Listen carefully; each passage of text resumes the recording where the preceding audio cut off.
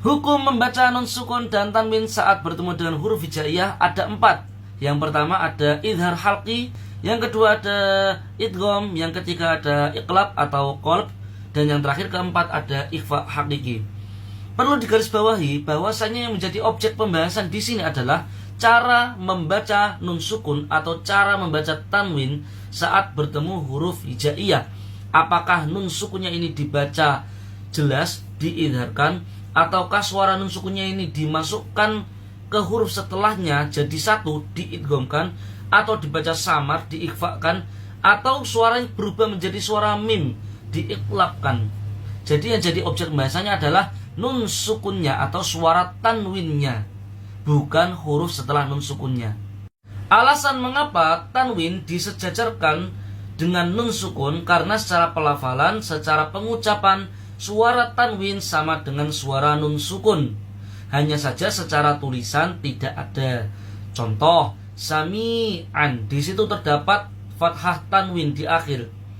Saya membacanya seakan-akan terdapat nun sukun di akhirnya, tetapi secara tekstual tidak ada. Sami'an, azizun, aliman, rokobatin, muslimin, dan contoh yang lainnya. Hal ini terjadi ketika wasol saja, alias ketika bersambung. Kalau wakof ya hilang. Contoh, sami'an dibaca sami'a, azizun dibaca aziz, tanwinnya hilang.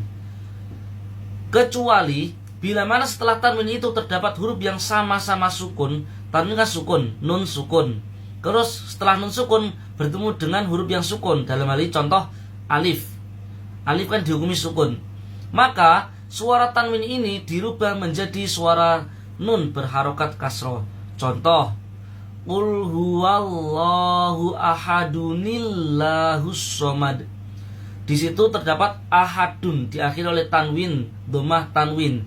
Terus bertemu dengan alif dari lafaz Allah. Maka cara membacanya adalah ahadunillahus somad. Suara tanwinnya dirubah menjadi suara nun berharokat kasroh.